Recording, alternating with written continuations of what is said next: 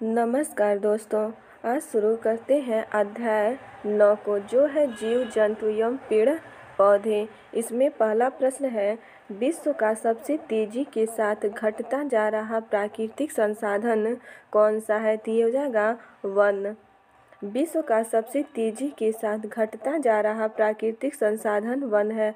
हमारी पृथ्वी पर वनों की कटाई का प्रभाव बाढ़, भूस्खलन, सूखा, अकाल, जलता हुआ तापमान, ऊपरी मिट्टी का क्षरण और उपजाऊ नदी घाटियों को अनुत्पादक दलदलों में बदलना है।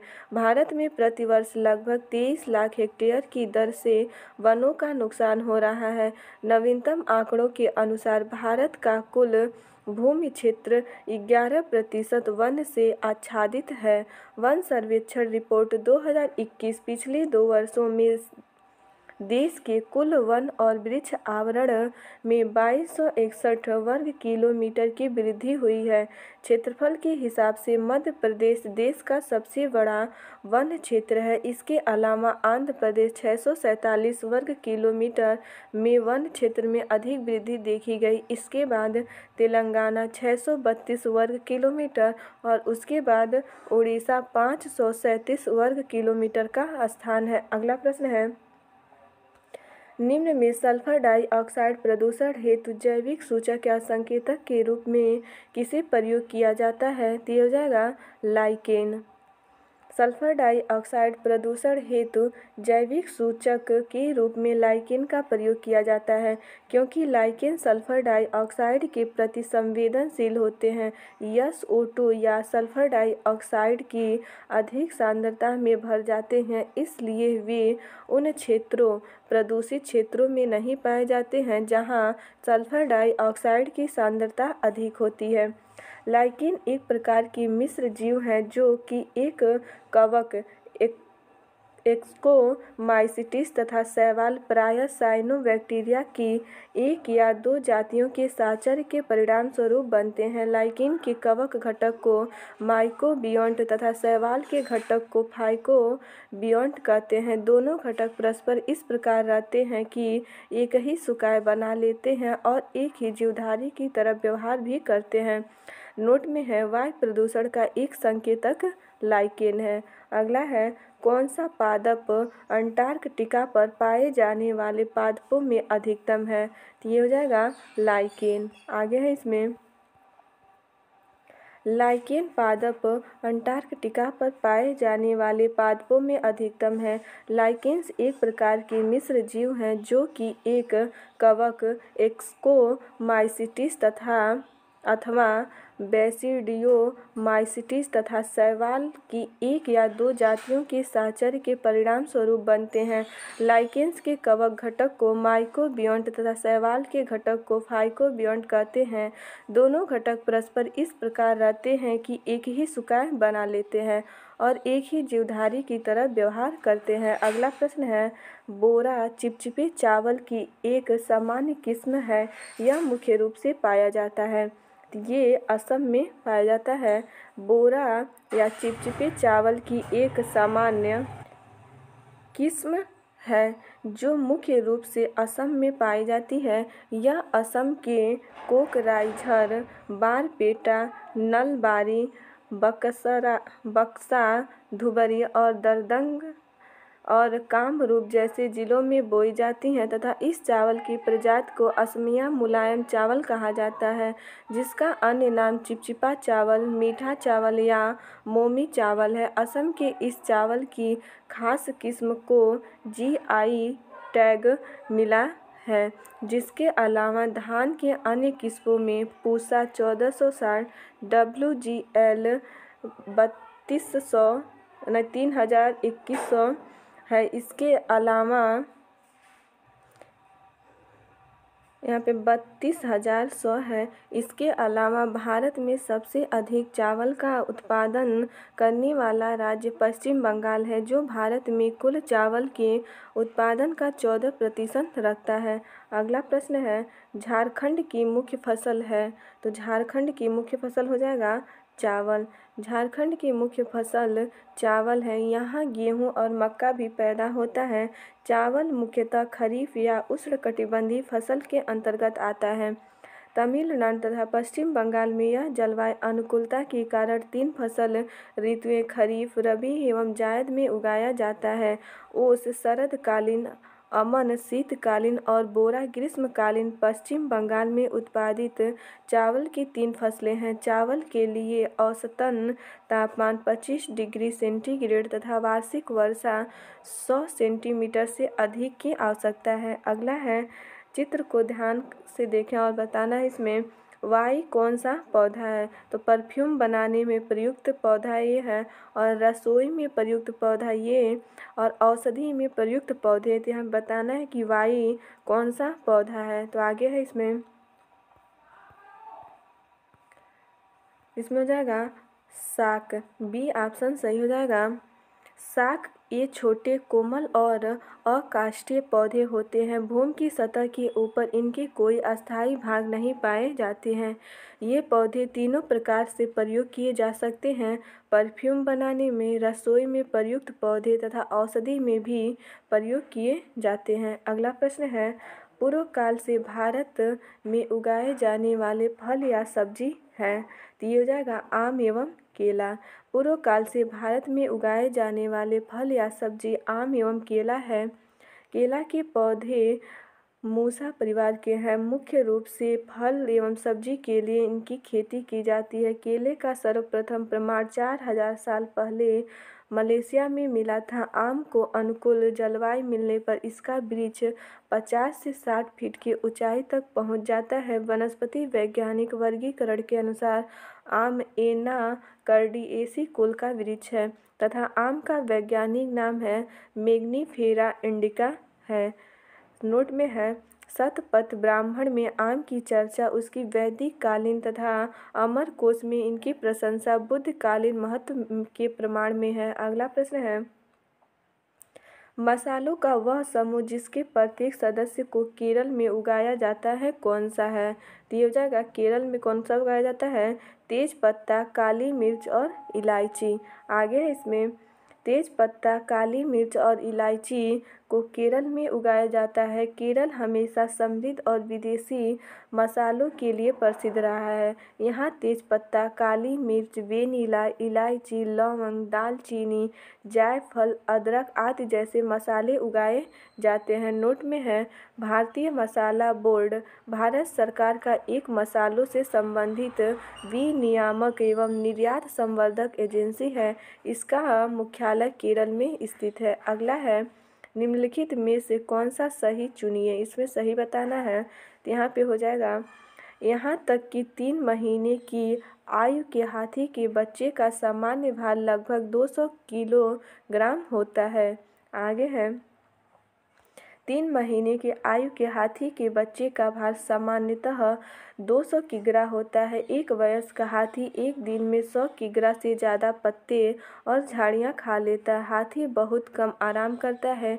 यह एक दिन में केवल 2 से 4 घंटे ही सोता है। हाथी को पानी और कीचड़ से खेलना बहुत भाता है। इससे उसके शरीर को ठंडक मिलती है और उसके कान भी पंखे की तरह होते हैं। गर्मी लगने पर हाथी अपने कान हिलाकर हवा करता है। आगे है इसमें, निम्नलिखित में से किसे हमारे देश में लाने वाले व्यापारी दक्षिण अमेरिका से भारत में लाए थे। तो ये हो जाएगा टमाटर। आगे है, टमाटर को हमारे देश में लाने वाले व्यापारी दक्षिण अमेरिका से हमारे देश में लाए थे। दक्षिण अमेरिका से आया था मिर्ची और टमाटर, अफ्रीका से भिंडी और कॉफ़ी, यूरोप से गोभी मटर, अमेरिका से सोयाबीन। सोयाबीन पहले चीन से अमेरिका गई, फिर वहाँ से भारत लाई गई। और बैगन, मूली, सेम, केला, आम, संतरा, बेर, केला, पालक, परवल, टिंडा, मेथी आदि देसी भारत के ही हैं। अगला है, वह पक्षी जो दिल्ली में सामान्य रूप से दिखाई देता था, परंतु अब इस चिड़िया के बारे में जागरूकता बढ़ाने हेतु एक विशेष दिन मनाया जाता है क्योंकि शहरीकरण के कारण यह दुर्लभ हो गई है। वह चिड़िया है। तो ये हो जाएगा गौरैया। गौरैया वह पक्षी जो दिल्ली में सामान्य रूप से दिखाई देता था, परंतु अब इस चिड़िया के बारे में जागरूकता बढ़ाने हेतु एक विशेष दिन मनाया जाता है, क्योंकि शहरीकरण के कारण यह दुर्लभ हो गई है। इस पक्षी के प्रति जागरूकता के लिए प्रति वर्ष 20 मार्च को विश्व गौरैया दिवस मनाया जाता है। तो विश्व गौरैया दिवस 20 मार्च को मनाया जाता है। पहली बार विश्व गौरैया दिवस 20 मार्च 2010 को मनाया गया था। विश्व गौरैया दिवस 2021 की थीम है आई लव स्पैरो रखा गया है। विश्व गौरैया दिवस मनाने की शुरुआत भारत के नासिक में रहने वाले मोहम्मद दिलावर के प्रयत्नों से हुई। दिलावर द्वारा गौरैया संरक्षण के लिए नेचर फॉरेवर सोसाइटी नामक एक संस्था शुरू की थी। नोट में है, पिछले कई सालों से आई लव स्पैरो थीम पर विश्व गौरैया दिवस मनाया जाता है, इसलिए 2022 का थीम भी क्या है, आई लव स्पैरो। अगला है निम्नलिखित प्याज की खेती के भिन्न चरणों का सही क्रम बताना है। तो इसमें हो जाएगा, तो इसमें सबसे पहले प्याज की खेती के लिए होता है गुड़ाई करना, मृदा को पोला या नरम करना। इसके बाद बीज बोने के बाद खरपतवार निकालना, और उसके बाद हो जाएगा प्याज को उखाड़ कर निकालना, ये चौथे पे हो जाएगा। और प्याज के ऊपर की सूखी पत्तियों को काट कर अलग करना, ये 5 पे हो जाएगा। जिसमें आपका डी ऑप्शन सही हो जाएगा। आगे है प्याज की खेती के विभिन्न चरणों का सही क्रम, गुड़ाई करना, मृदा को पोला या नरम करना, उसके बाद बीज बोना, फिर खरपतवार निकालना, प्याज को उखाड़ कर निकालना और प्याज के ऊपर की सूखी पत्तियों को काटकर अलग करना। अगला प्रश्न है इसमें, राजस्थान की राज्य पक्षी कौन सी है? तो राजस्थान की राज्य पक्षी हो जाएगा गोड़ावड़। गोड़ावड़ ग्रेट इंडियन बस्टर्ड राजस्थान का राजकीय पक्षी है। राजस्थान के पश्चिमी हिस्सों में पाया जाता है। इसे संरक्षित पक्षी वर्ग में रखा गया है। इसका वैज्ञानिक नाम चोरियोटिस निग्रिकेप्स है। राजस्थान ने 1981 में से राज्य पक्षी घोषित किया था। अगला प्रश्न है, कौन सा विशेष अभिलक्षण रेगिस्तानी ओक या शहतूत वृक्ष में नहीं पाया जाता है? तो हो जाएगा बड़ी और बहुत सारी पत्तियां होना। आगे है इसमें, रेगिस्तानी ओक या शहतूत वृक्ष में बड़ी और बहुत सी पत्तियां होना नहीं पाया जाता है, बल्कि जड़ों का अत्यधिक गहराई तक जाना, पेड़ के तने में पानी एकत्रित होना व पत्तियां कम होना पाया जाता है। रेगिस्तानी ओक एक मध्यम आकार का पेड़ है जो ऑस्ट्रेलिया में पाया जाता है। रेगिस्तानी ओक पेड़ की जड़ें जमीन में उस लंबाई तक गहरी जाती हैं जब तक कि पानी तक न पहुंच जाए। इसे पानी पेड़ के तने में जमा होता रहता है। अगला है, पंक्तिबद्ध तरीके से लगाए गए वृक्षों के बीच होने वाली कृषि फसलों को कहा जाता है? तो हो जाएगा टुग्या पद्धति। पंक्तिबद्ध तरीके से लगाए गए वृक्षों के बीच होने वाली कृषि फसलों को टोंग या टोंग्या पद्धति कहा जाता है। टोंग्या शब्द वर्मी शब्द से बना है, जिसमें टोंग का अर्थ पहाड़ी या टीला और या का अर्थ होता है खेती, यानी पहाड़ियों में खेती। टोंग्या भी एक स्थानांतरित खेती जिसमें कृषकों को वन वृक्ष लगाने और वन वृक्षों की पंक्तियों के बीच कृषि फसलों को एक साथ उगाने की अनुमति दी जाती है और लगभग 3 से 5 वर्षों के लिए साफ किया जाता है। इसके बाद जमीन के दूसरे हिस्से में शिफ्ट हो जाते हैं। इसका उद्देश्य लकड़ी और खाद्य उत्पादन होता है। अगला है, उद्भिद का कौन सा भाग पानी में वाष्पित करता है? तो हो जाएगा रंध्र। उद्भिद का रंध्र भाग पानी को वाष्पित करता है क्योंकि पत्ती की सतह रंध्र नामक छिद्र होते हैं और अधिकांश पौधों में वे पत्ते के नीचे की तरह अधिक संख्या में होते हैं। रंध्र रक्षक कोशिकाओं से घिरे होते हैं और उनकी रंध्र सहायक कोशिकाएं, जिन्हें एक साथ रंध्र परिसर के रूप में जाना जाता है, रंध्र छिद्रों को खोलती और बंद करती है। वाष्पोत्सर्जन रंध्र छिद्रों के माध्यम से होता है। आगे है अफाई करैत दुबैया प्रजाति है, तो ये हो जाएगा, इसमें हो जाएगा, तो इसमें जहरीले सांप की, तो अफाई करैत दुबैया ये सब प्रजाति हैं जहरीले सांप की। आगे है इसमें भारत में लगभग 250 प्रजातियां के सांप पाए जाते हैं। हमारे देश में पाए जाने वाले सांपों में केवल 4 तरह के सांप ही जहरीले होते हैं। ये नाग, करैत, दुबैया, अफाई, नाग, कोबरा जहरीले सांपों का एक प्रकार है। सांप के काटने की दवाइयाँ सांप के जहर से ही बनाई जाती है। जहरीले सांप के 2 खोखले दांत होते हैं।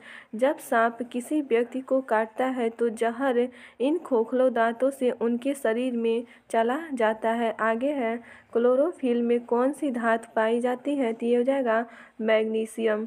क्लोरोफिल में मैग्नीशियम, कार्बन, ऑक्सीजन, नाइट्रोजन धातु पाई जाती है। क्लोरोफिल एक प्रोटीन युक्त जटिल रासायनिक यौगिक है। यह वर्णक पत्तों के हरे रंग का कारण है।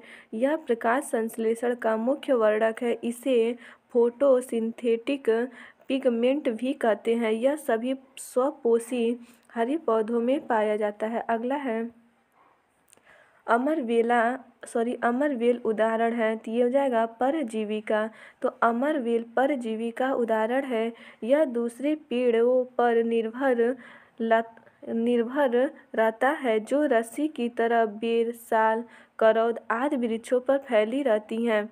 इसमें से महीन धागे के साथ तंतु निकलकर वृक्ष की डालियों का रस चूसते रहते हैं। एक ही वृक्ष पर हर साल होने के कारण इसको अमरवेल कहते हैं। आगे है किस जीव के द्वारा वर्मी कंपोस्ट बनाया जाता है, तो ये हो जाएगा केचुआ के द्वारा। केचुआ जीव के द्वारा वर्मी कंपोस्ट बनाया जाता है। केचुआ गोबर को खाद के रूप में परिवर्तित करके मिट्टी की उर्वरता को बढ़ाता है। केचुआ को प्रकृति का हलवाहा कहा जाता है। केचुआ पौधे के जड़, पत्ती, तना एवं खेत के अन्य कार्बनिक पदार्थों को विघटित करके उसे कीमती खाद में परिवर्तित कर देते हैं। आगे है नई प्रजातियां बन जाती है यदि जनन कोशिका के डीएनए में महत्वपूर्ण परिवर्तन होता है।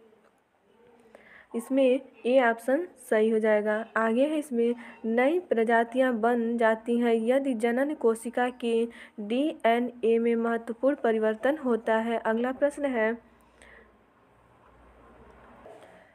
जीवाणुओं को मारने के लिए जल में कौन सी गैस प्रवाहित की जाती है, तो ये हो जाएगा क्लोरीन। क्या हो जाएगा क्लोरीन।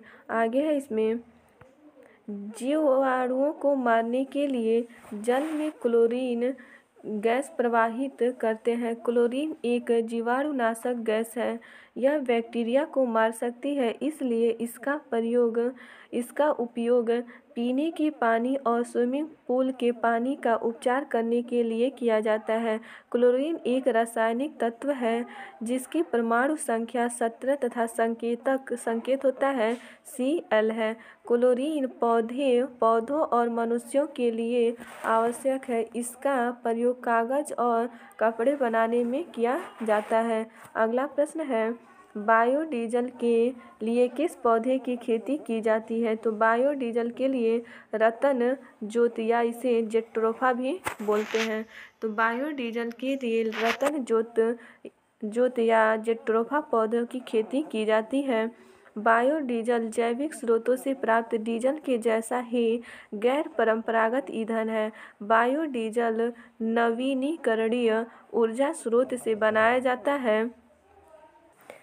यह परंपरागत ईंधनों का एक विकल्प है। अगला प्रश्न है निम्नलिखित में कौन से जानवर के पैरों के तलवे चिपचिपे होते हैं जो उन्हें वृक्षों पर चढ़ने में सहायता करते हैं, तो ये हो जाएगा लाल आँखों वाले मेढक। आगे है इसमें लाल आंखों वाले मेढक के पैरों के तलवे चिपचिपे होते हैं जो उन्हें वृक्ष पर चढ़ने में सहायता करते हैं। टूकेन पक्षी की चोंच बड़ी रंग बिरंगी होने के लिए प्रसिद्ध है।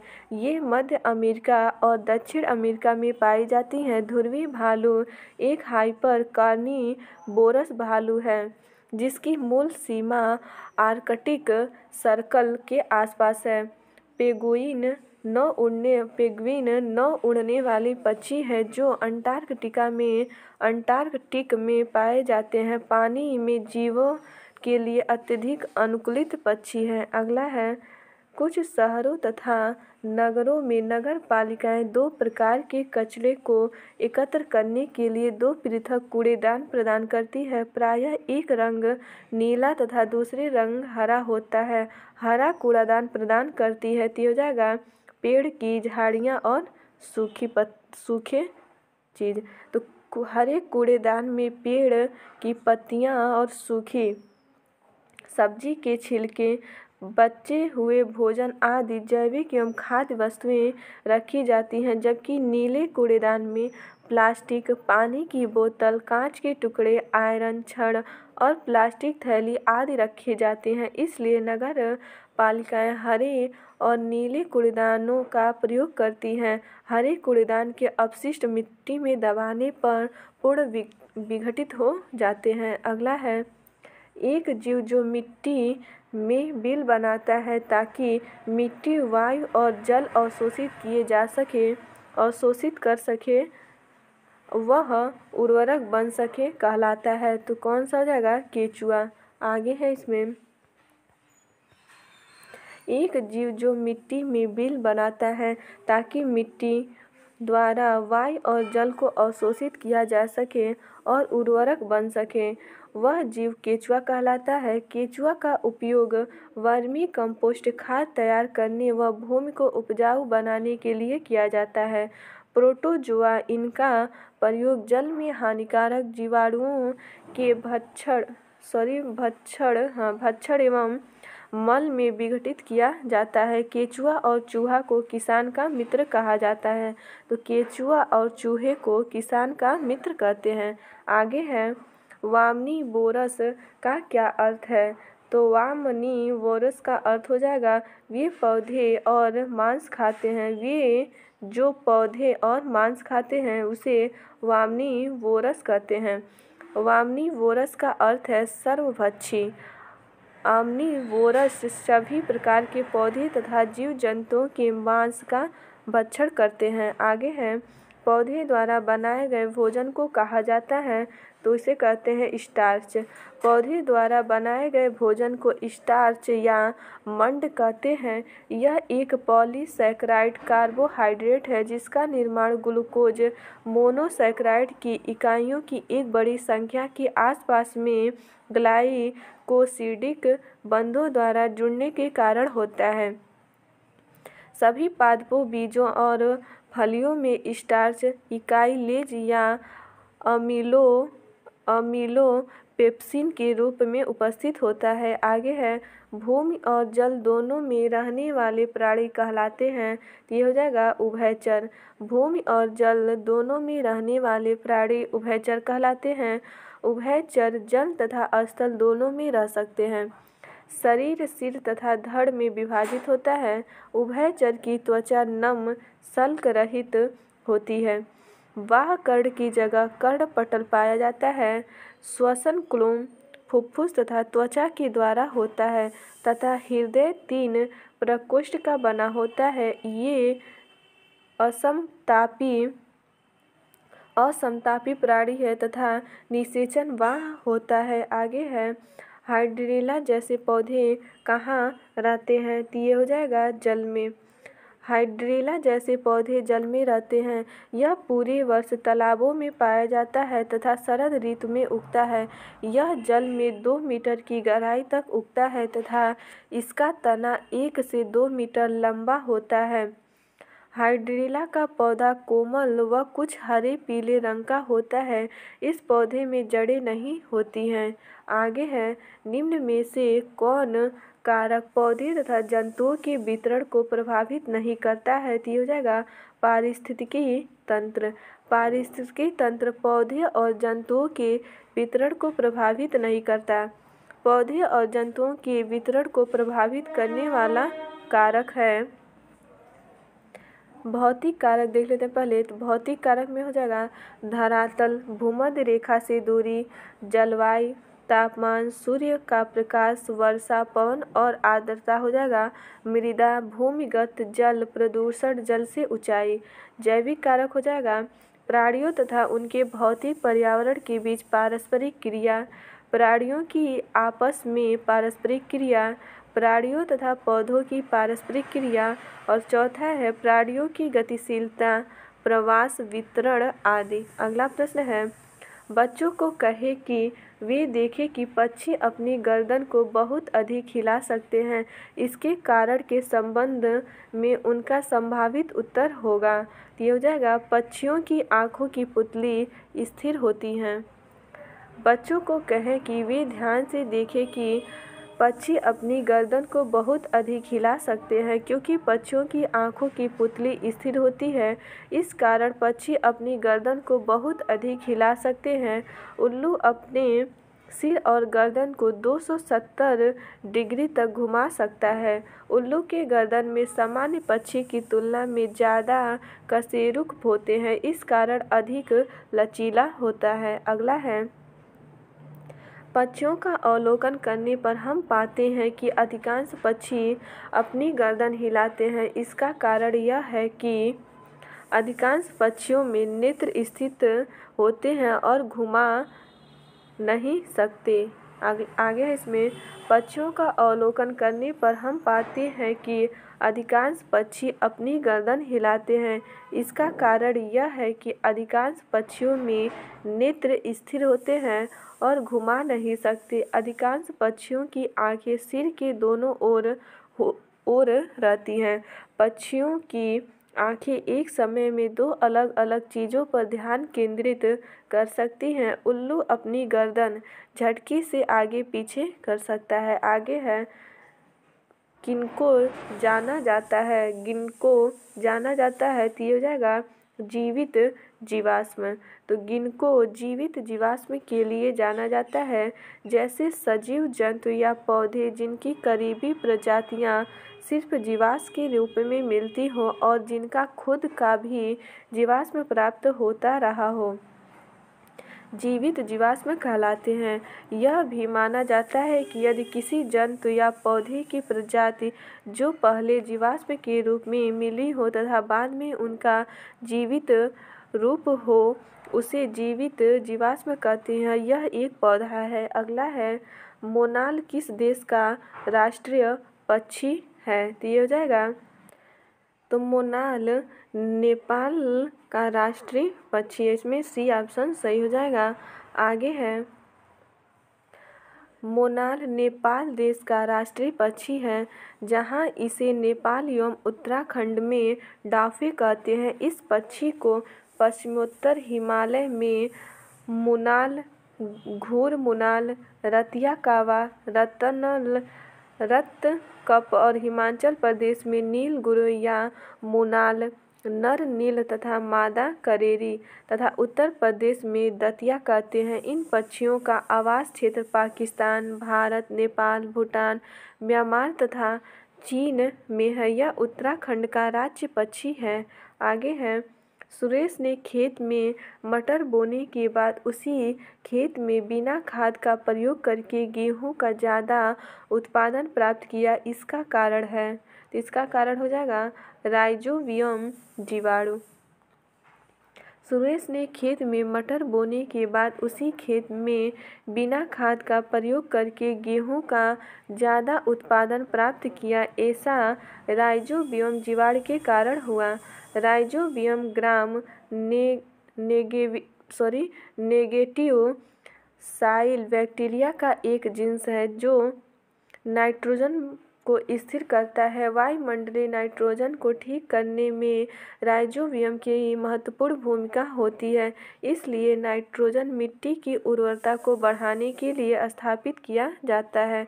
आगे है, निम्नलिखित में से कौन सा सामाजिक कीट नहीं है? तो भृंग जो है वो सामाजिक कीट नहीं है।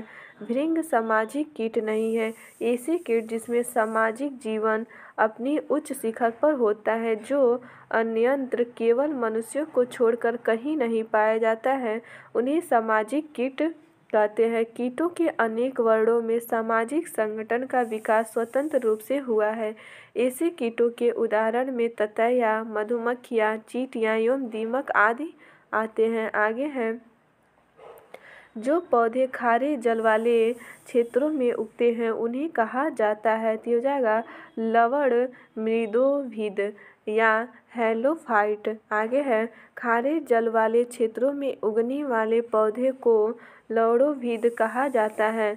इसमें देख लेते हैं लवणोद्भिद क्या होती हैं, तो ये विशेष प्रकार की लवणोद्भिद पौधे हैं जो ऐसे स्थान पर उगते हैं जहाँ पर जल अथवा मिट्टी में लवणों जैसे NaCl, MgCl2 तथा MgSO4 की अधिक सांद्रता होती है। इस प्रकार की भूमिकार्की की दृष्टि से शुष्क होती है। अगला है समोद्भिद।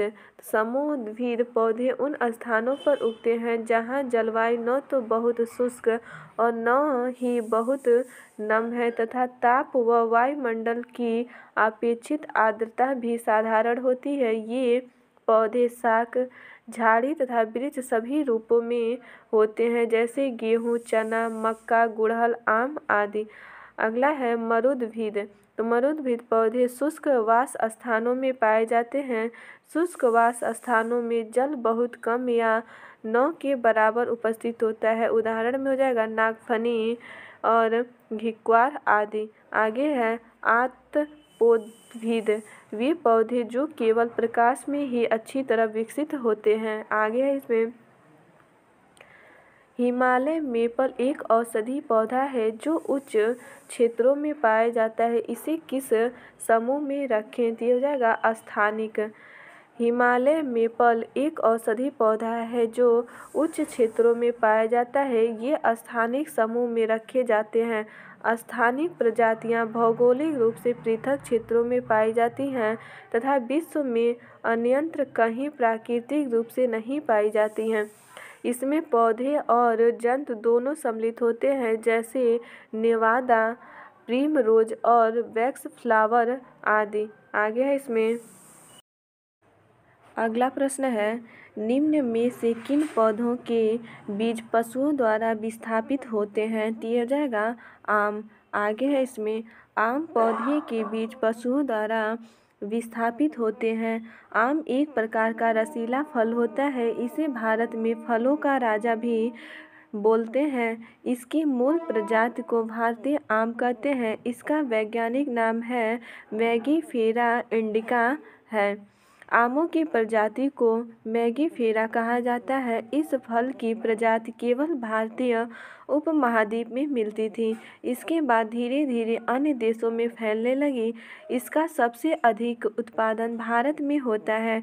यह भारत, पाकिस्तान और फिलीपींस में राष्ट्रीय फल माना जाता है और बांग्लादेश में इसके पेड़ को राष्ट्रीय पेड़ का दर्जा प्राप्त है। आगे है, निम्नलिखित में से किसको बीज पत्र कहते हैं, तो हो जाएगा बीज पत्ती को। बीज पत्र को बीज पत्ती कहा जाता है। बीज के अंकुरण होने पर यही बीज पत्र विकसित होकर पौधे के पहले पत्तों का रूप धारण कर सकते हैं। वनस्पति शास्त्र में फूलदार पौधे का वर्गीकरण बीज में मौजूद बीज पत्रों की संख्या के आधार पर किया जाता है। एक बीज पत्र वाली जातियों को मोनोकाट या एक बीज पत्री और दो बीज पत्र वाली जातियों को डायकॉट या द्विबीजपत्री कहा जाता है। अगला है, पटसन का रेशा पटसन के पौधे से किस भाग से प्राप्त होता है, तो ये हो जाएगा तना से। तो पटसन का रेशा पटसन के पौधे के तना से प्राप्त होता है। पटसन या पाट को मेस्टोम भी कहते हैं। भारत में पटसन की कृषि लगभग 582,000 एकड़ भूमि में होती है। इसके मोटे रस्से, मछली के जाल, मोटे मोटे टाट तथा कैनवास बनता है। जूट के साथ मिलाकर इसके चीनी के बोरे भी बनते हैं। इसकी पत्तियां, कोपले और फल बहुत कड़वे होते हैं। पौधे के शीर्ष और शाखाएं पशुओं को खिलाई जाती है। आगे है इसमें निम्न में से कौन सा जड़ नहीं है, तो कौन सा जड़ नहीं है, तो ये हो जाएगा आलू जो है वो जड़ नहीं है।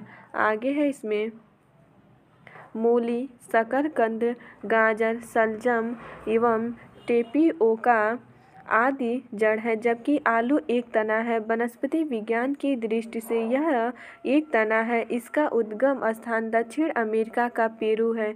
यह गेहूं, धान तथा मक्का के बाद सबसे ज़्यादा उगाई जाने वाली फसल है। भारत में यह विशेष रूप से उत्तर प्रदेश में उगाया जाता है। यह जमीन के नीचे पैदा होता है। आलू के उत्पादन में चीन के बाद भारत दूसरे स्थान पे है। आगे है साबुत मूंग या चना को रात भर पानी में भिगोकर फिर 1 या 2 दिन छोड़ देते हैं। सबसे पहले जो भाग अंकुरित होता है वह है, तो ये हो जाएगा जड़। क्या हो जाएगा? जड़।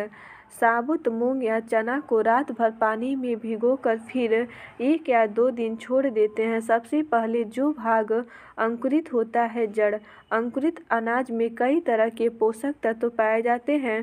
इसमें पाए जाने वाले एंटीऑक्सीडेंट की वजह से रोग प्रतिरोधक क्षमता बेहतर होती है। वहीं इसमें मौजूद लवण शरीर की दूसरी आवश्यकताओं को भी पूरी करते हैं। इसमें फास्फोरस, आयरन, कैल्शियम, जिंक और मैग्नीशियम जैसे प्रमुख लक्षण पाए जाते हैं।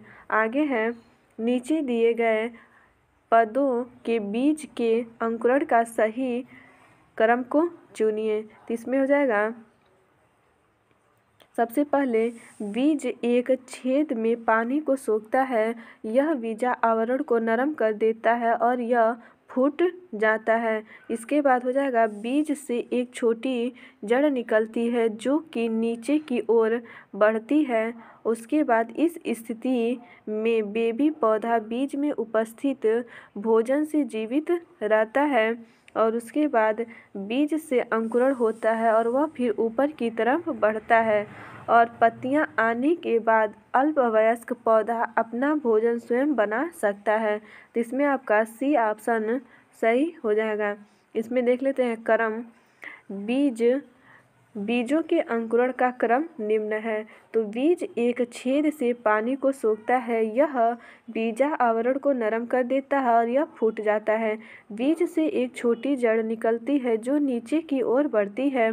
उसके बाद इस स्थिति में बेबी पौधा बीज में उपस्थित भोजन से जीवित रहता है। बीज से अंकुरण होता है और वह ऊपर की तरफ बढ़ता है। उसके बाद पत्तियां आने के बाद अल्पवयस्क पौधा अपना भोजन स्वयं बना सकता है। अगला प्रश्न है मुख्य अध्यापिका ने ईवीएस की एक शिक्षिका से अपने ऑफिस के अंदर रखने के लिए पौधे चुनने के लिए कहा।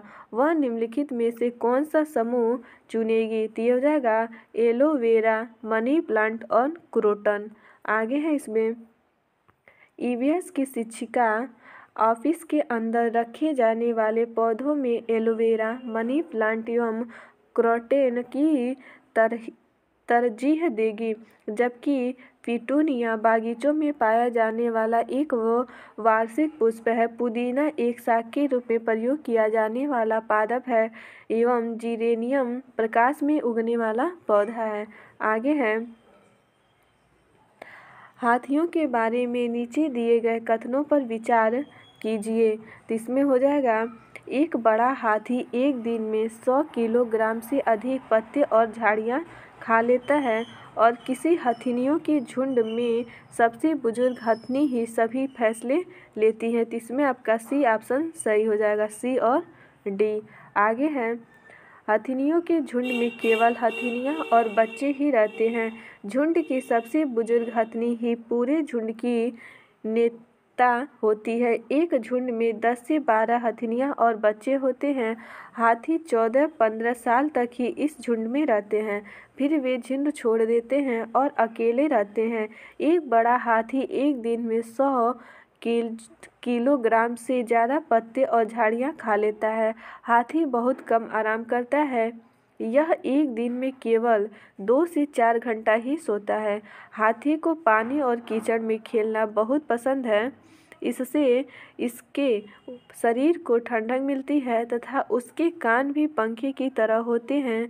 गर्मी लगने पर हाथी अपने कान हिलाकर हवा करता है।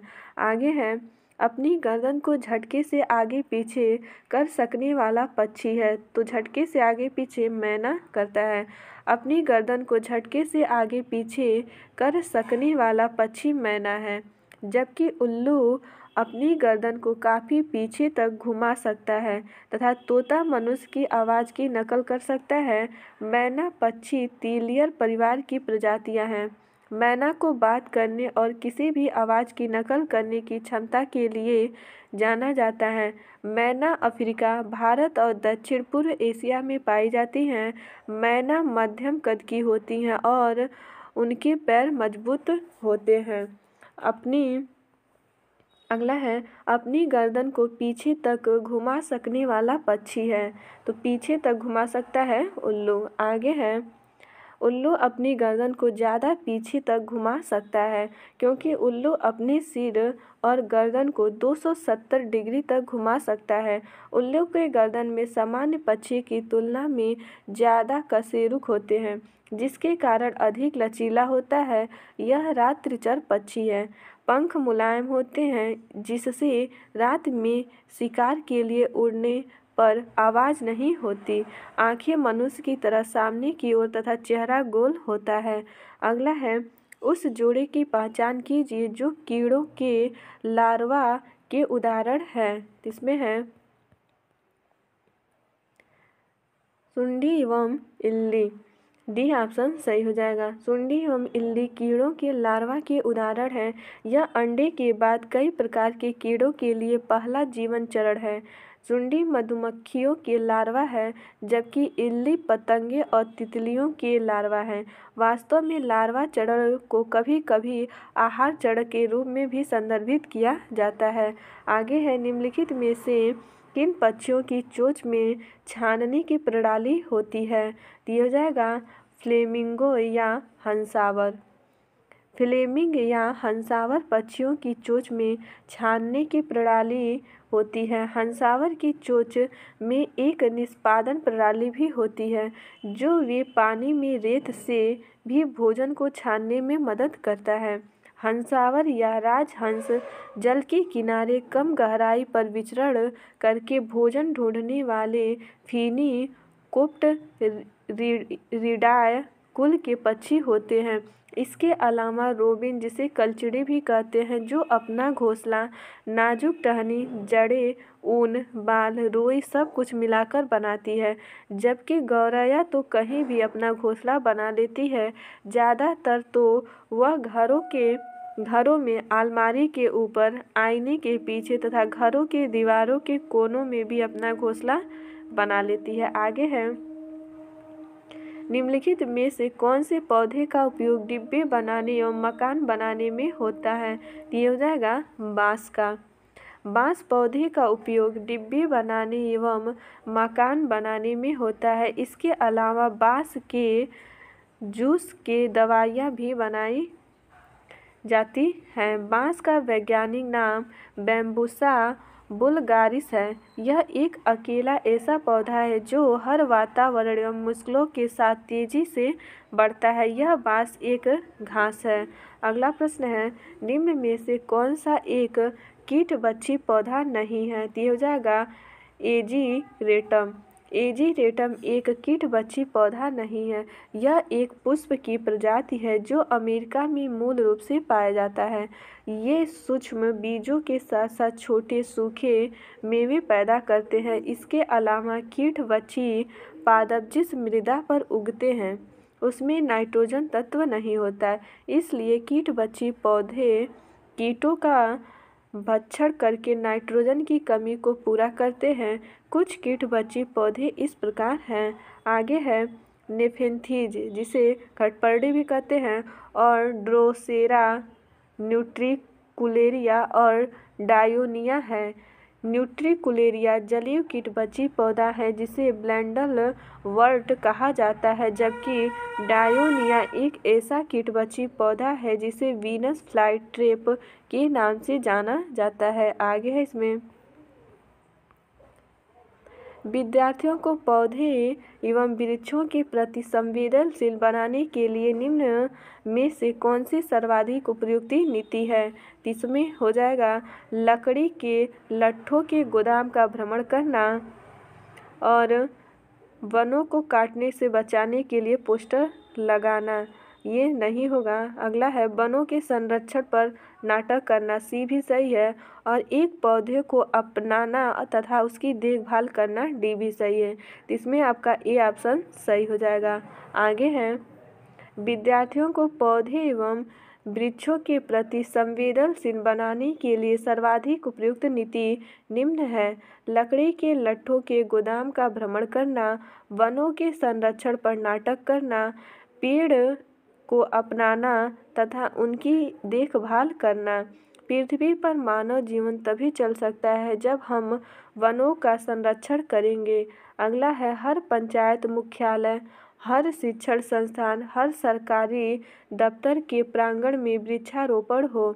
वनों की अवैध कटाई ने पर्यावरण को काफ़ी नुकसान पहुंचाया है और वहीं मानवीय जीवन को प्रभावित किया है और वहीं असंतुलन मौसम चक्र को भी जन्म दिया है। इसका प्रत्यक्ष अनुभव कराना चाहिए। आगे है वह जंतु कौन सा है जो अपने कानों को अलग अलग दिशाओं में बहुत अधिक घुमा लेता है, जो बाहर की ध्वनि को इकट्ठा करने में उसकी सहायता करता है? तो ये हो जाएगा बाघ।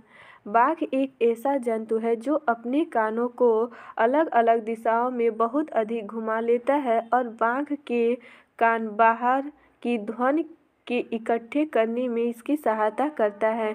बाघ की सुनने की क्षमता इतनी तेज होती है कि वह पत्तों की सरसराहट और घास पर किसी जानवर के हिलने डुलने की आवाज़ में फर्क कर सकता है।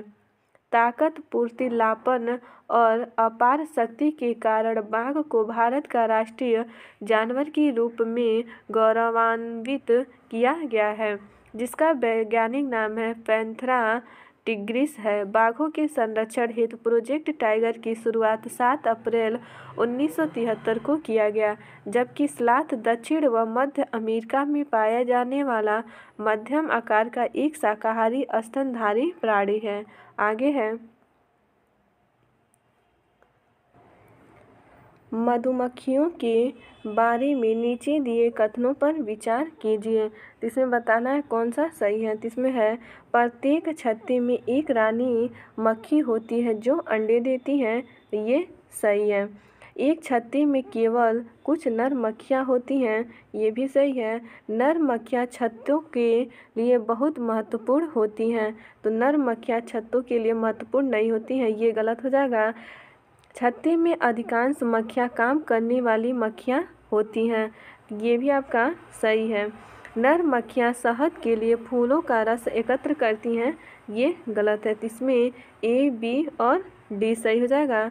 इसमें ए, बी और डी, बी ऑप्शन हो जाएगा। आगे है इसमें मक्खियों के बारे में निम्नलिखित कथन सत्य हैं। प्रत्येक छत्ते में एक रानी मक्खी होती है जो अंडे देती है। एक छत्ते में केवल कुछ नर मक्खियाँ होती हैं। तीसरा है छत्ते में अधिकांश मक्खियाँ काम करने वाली मक्खियाँ होती हैं। नर मक्खी छत्ते के लिए कुछ काम नहीं करते हैं। आगे है इसमें कॉलम 1 और कॉलम 2 को मिलाइए, तो इसमें हो जाएगा उल्लू, तो उल्लू का हो जाएगा उल्लू पक्षी जिसकी आंखें सामने की ओर होती हैं। रेशम कीट, तो रेशम कीट में हो जाएगा ये अपनी मादा को उसकी सुगंध से कई किलोमीटर की दूरी पे पहचान सकती हैं। तो इसका चौथा हो जाएगा। और उल्लू का है पक्षी की उसकी आंखें सामने की ओर होती हैं। बाज में हो जाएगा हमसे 4 गुनी दूरी से देख सकने वाला पक्षी है। और स्लॉथ होता है एक दिन के लगभग 17 घंटे वृक्ष की शाखा पर उल्टे लटक कर सोता है स्लॉथ। आगे है इसमें उल्लू पक्षी जिसकी आंखें सामने की ओर होती हैं। और रेशम कीट अपनी मादा को उसकी गंध से कई किलोमीटर की दूरी से पहचानना। बाज का हो जाएगा हमसे 4 गुनी दूरी देख सकने वाला पक्षी। और स्लॉथ का हो जाएगा दिन में लगभग 17 घंटे वृक्ष की शाखा से उल्टे लटक कर सोता है। अगला है घटपर्णी या शिकारी पौधा या पीचर प्लांट जो कीट और मेढक तक को फंसाकर खा सकता है, हमारे देश के एक पूर्वी राज्य में भी पाया जाता है। इस राज्य का क्या नाम है? तो ये हो जाएगा मेघालय। नेफेंथिस खासियाना फीचर प्लांट की एक दुर्लभ और विलुप्त प्राय प्रजाति है जो भारत में केवल मेघालय की खासी, जयंतिया और गारो हिल्स पर ही प्राकृतिक रूप में पाई जाती हैं। इसके नाम में खासियाना शब्द इसके खासी हिल्स पर पाए जाने के कारण है। इसके फीचर या घड़े की रीम यूवी प्रकाश में चमकती है। ये मांसाहारी पौधे होते हैं जो छोटे कीड़े मकोड़ों को खाकर पोषण प्राप्त करते हैं। आगे है उस पक्षी का नाम जिसकी आंखें मानव की तरह सामने की ओर होती हैं, तो सामने की ओर उल्लू की होती हैं। आगे है इसमें उल्लू एक ऐसा पक्षी है जिसके आंखें मानव की तरह सामने की ओर होती हैं। उल्लू एक निशाचर पक्षी है जिसका अर्थ है कि वह दिन में सोता है और रात में जागता है। उल्लू मांसाहारी होते हैं। वे मूषक, छोटे और मध्यम आकार के स्तनधारियों, कीड़े, मछली और अन्य पक्षियों को खाते हैं। उल्लू अपनी गर्दन को 217 डिग्री तक घुमा सकता है। आगे है 3 पक्षियों का वह समूह जिसका प्रत्येक सदस्य वस्तुओं को हमारी तुलना में 4 गुना अधिक दूरी से स्पष्ट देख सकता है। जो वस्तु में हमें 2 मीटर की दूरी से दिखाई देती है उसे ही ये पक्षी 8 मीटर दूरी से देख लेते हैं। कौन सा है? इसमें हो जाएगा बाज और चील गिद्ध। इसमें बी ऑप्शन सही हो जाएगा, बाज, चील, गिद्ध। बाज, चील, गिद्ध 3 पक्षियों का वह समूह है जिसका प्रत्येक सदस्य वस्तुओं को हमारी तुलना में 4 गुना अधिक दूरी से स्पष्ट देख सकता है। जो वस्तु हमें 2 मीटर की दूरी से दिखाई देता है उसे ही ये पक्षी 8 मीटर की दूरी से देख लेते हैं। अगला प्रश्न है नेफेंथिस के विषय में नीचे दिए गए कथनों पे विचार कीजिए। इसमें है यह पौधा कीड़े मकोड़ों और चूहों को फंसाकर उनका शिकार करता है। तो ये सही है। यह पौधा हमारे देश में नहीं पाया जाता है। ये पौधा हमारे देश में पाया जाता है मेघालय में। अगला है यह पौधा कीड़े मकोड़ों को खींचने के लिए मोहक आवाज़ निकालता है। तो ये कोई आवाज़ नहीं निकालता है, तो ये भी गलत हो जाएगा।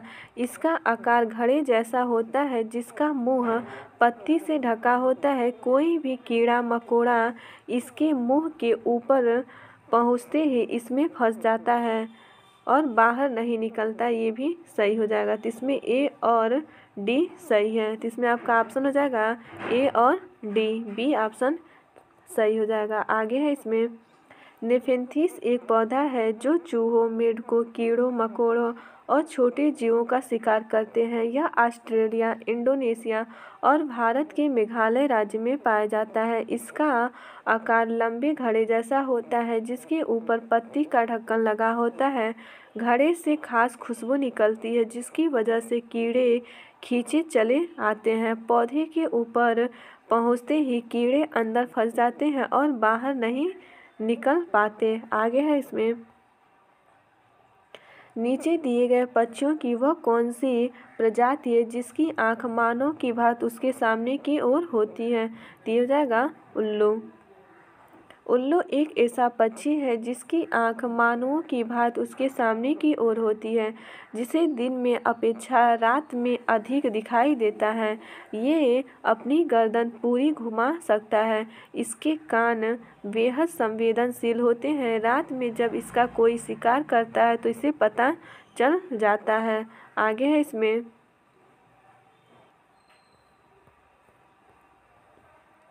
दुनिया में प्रसिद्ध पश्मीना के बारे में नीचे दिए गए कथनों पर विचार कीजिए। तो इसमें हो जाएगा, एक पश्मीना साल में 6 स्वेटरों के बराबर गर्मी होती है। तो ये सही है आपका। कोमल पश्मीना पहाड़ी बकरियों की एक खास नस्ल से एकत्र किया जाता है जो 5000 मीटर ऊंचे पहाड़ों पर रहती है। बी भी सही है। आगे इसमें अत्यधिक सर्दी से बचाने के लिए बकरियों के शरीर पर गर्म बालों की एक परत उग जाती है। तो सी भी सही है। पतले बालों को बकरियों के शरीर से काटने के पश्चात मशीनों द्वारा बुनाई की जाती है। तो ये आपका गलत है। आगे देखते हैं इसमें आपका डी ऑप्शन सही हो जाएगा। ए, बी और सी। दुनिया में प्रसिद्ध पश्मीना शाल की विशेषता निम्न है। एक पश्मीना शाल में 6 स्वेटरों के बराबर गर्म होती है। कोमल पश्मीना पहाड़ी बकरियों की एक खास नस्ल से एकत्र किया जाता है जो 5000 मीटर ऊंचे पहाड़ों पर रहती हैं। अत्यधिक सर्दी से बचाने के लिए बकरियों के शरीर पर गर्म बालों की एक परत उग जाती है।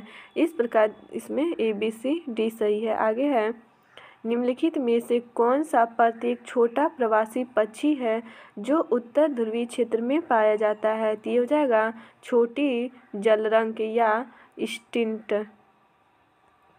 आगे है, उपयुक्त विकल्पों में सबसे छोटा प्रवासी पक्षी छोटी जलरंक या लिटिल स्टिंट है जो उत्तर ध्रुवी से लगभग 8000 किलोमीटर यात्रा करके भारत पहुंचा है। इसका वजन 25 से 40 ग्राम के आसपास होता है।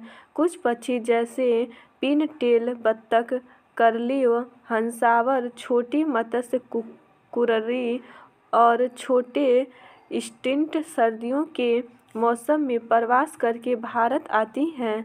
आगे है, किस प्रकार के पक्षी की चोंच मीट को काटने और खाने में काम आती है। दिया जाएगा हुक जैसी चोंच।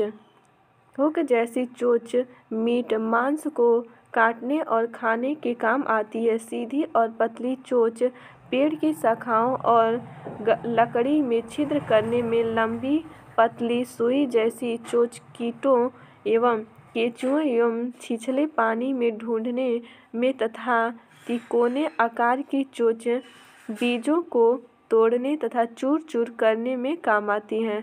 अगला है, नीचे दिए गए किस एक शहर में केवल एक प्रकार खजूर के वृक्ष दिखाई देते हैं। तो ये हो जाएगा अबू धाबी में।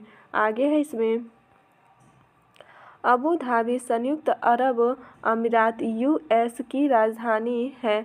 अबू धाबी शहर में केवल खजूर के वृक्ष दिखाई देते हैं क्योंकि खजूर ही एकमात्र ऐसा पेड़ है जो वहां उग सकता है। वहां आसपास रेत ही रेत और वर्षा की संभावना बहुत कम होती है। आगे है, नीचे दिए गए फलों और सब्जियों में से उन्हें चुनिए जिनमें भीतर बीज होते हैं। तो किसमें बीज होते हैं। तो ये हो जाएगा करेला, खीरा, चीकू, भिंडी, नाशपाती और टमाटर। तो करेला, खीरा, चीकू, भिंडी, नाशपाती और टमाटर के भीतर बीज पाए जाते हैं, जबकि प्याज और आलू के भीतर बीज नहीं होती हैं। अगला है, जंतु या कीड़े जो अपने समूह के अन्य सदस्यों को गंध से ढूंढते हैं। तो ये हो जाएगा चींटी, मधुमक्खी, रेशम का कीड़ा। जंतु या कीड़े जो अपने समूह के अन्य सदस्यों को गंध से ढूंढते हैं वो है चींटी, मधुमक्खी और रेशम का कीड़ा आदि है। चींटियां चलते समय जमीन पर कुछ गंध छोड़ती हैं जिसे सूंघकर पीछे आने वाली चींटियों को रास्ता मिल जाता है।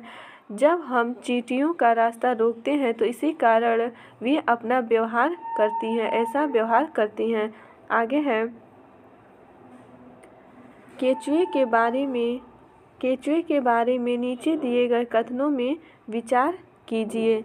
इसमें है केचुए खेत में छेद बनाते हैं जो वायु और जल की मृदा तक पहुंचने के लिए आसान रास्ता प्रदान करते हैं। तो ये ऑप्शन सही है। आगे है केचुआ खेत में छेद बनाकर जमीन को पोली बनाते हैं, बी भी सही है।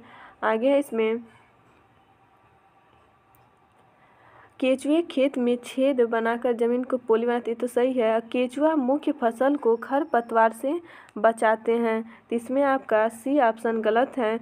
केचुए का मल मृदा को उर्वर या उपजाऊ बनाते हैं, तो ये डी भी सही है। तो इसमें आपका ए, बी और डी, तो डी ऑप्शन सही हो जाएगा। आगे है केचुआ के बारे में निम्नलिखित कथन है। केचुए खेत में छेद बनाते हैं जो वायु और जल की मृदा तक पहुंचाने के लिए आसान रास्ता प्रदान करते हैं। दूसरा है केचुए खेत में छेद बनाकर जमीन को पोली बनाते हैं। केचुए का मल मृदा को उर्वरक या उपजाऊ बनाते हैं। इसके अतिरिक्त केचुआ पौधे की मृत पत्तियां या जमीन से अपना भोजन ग्रहण करते हैं। सामान्यतः केचुए मिट्टी को खाकर उलट पुलट कर देते हैं, जिससे कृषि भूमि की उर्वरता बनी रहती है। नोट में है केचुआ को किसान का हलवाहा कहा जाता है, मित्र कहा जाता है। केचुआ को किसान का मित्र भी कहा जाता है। आगे है इसमें निम्नलिखित में से ऐसे दो जानवरों के समूह को चुनिए जिनके आगे के दांत जीवन प्रति वृद्धि करते रहते हैं, अतः वे अपने दांतों को बहुत लंबा न होने देने के लिए वस्तुओं को कुतरने व काटते रहते हैं। तो ये हो जाएगा चूहा और गिलहरी।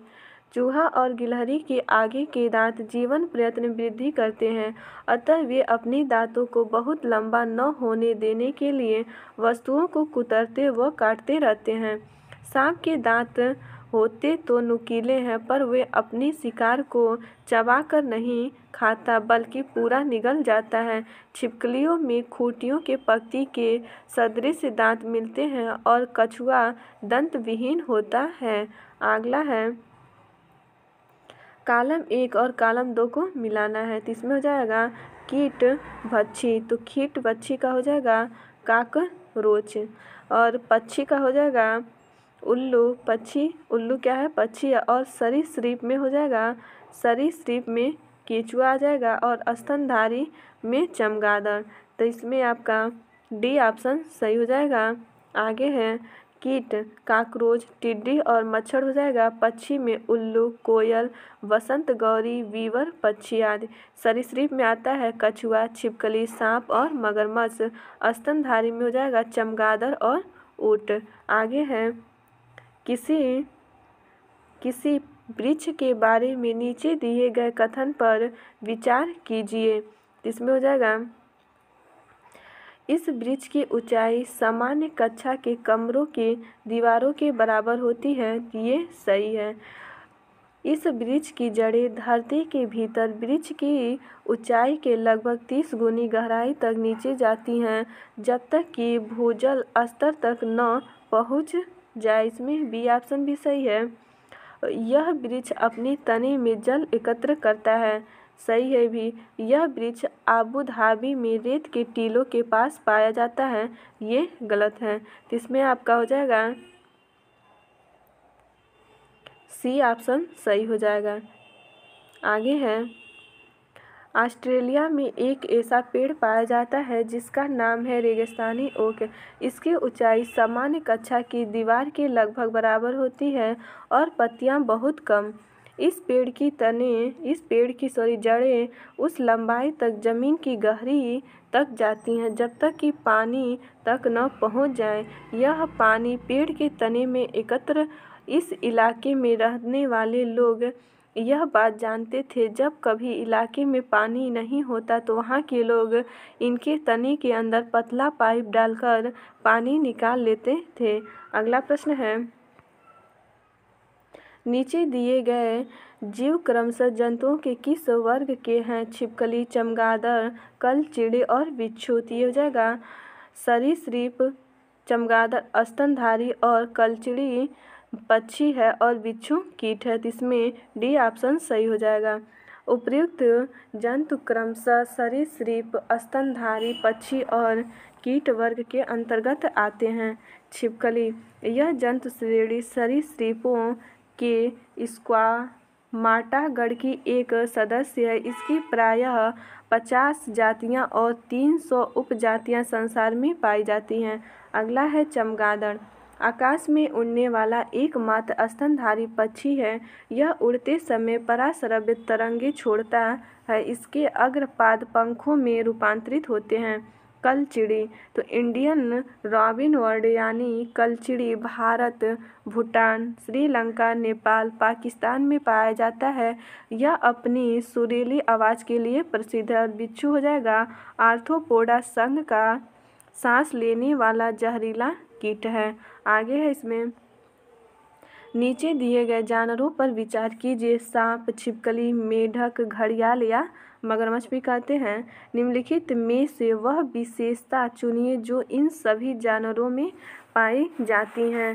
तो ये हो जाएगा, ये अंडे देते हैं। आगे है इसमें, प्रश्नगत विकल्पों में सांप, छिपकली, मेढक और मगरमच्छ अंडे देते हैं। सांप सरीसृप वर्ग का प्राणी है। यह जल तथा थल दोनों जगह पाया जाता है, जबकि छिपकली सरीसृप प्राणियों का एक उपगण है। मेढक उभयचर वर्ग का जंतु है जो पानी तथा जमीन दोनों जगह रह सकता है। घड़ियाल को फिश ईडिंग क्रोकोडाइल्स भी कहते हैं। यह मगरमच्छ जैसा सरीसृप होता है। नोट में हो जाएगा, सीटेट के मूल प्रश्न टर्टल हिंदी छिपकली होता है। तो टर्टल का हिंदी क्या दिया गया है? छिपकली दिया गया है।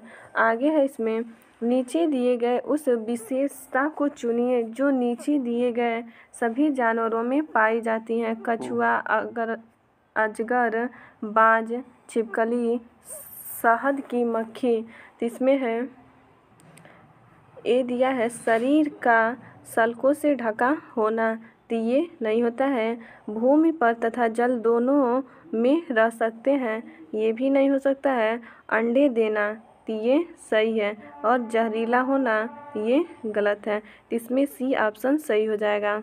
आगे है इसमें, उपर्युक्त विकल्पों में केवल अंडे देना ही ऐसा लक्षण है जो सभी दिए गए जंतुओं में पाया जाता है। इसमें कछुआ, अजगर तथा छिपकली सरीसृप वर्ग के हैं। मधुमक्खी एक कीट है, जबकि बाज एक शिकारी पक्षी है। आगे है इसमें, वृक्षों या पौधों की जड़ों में पाए जाने वाले नीचे दिए हुए विशिष्ट लक्षणों पर विचार कीजिए। तो इसमें हो जाएगा,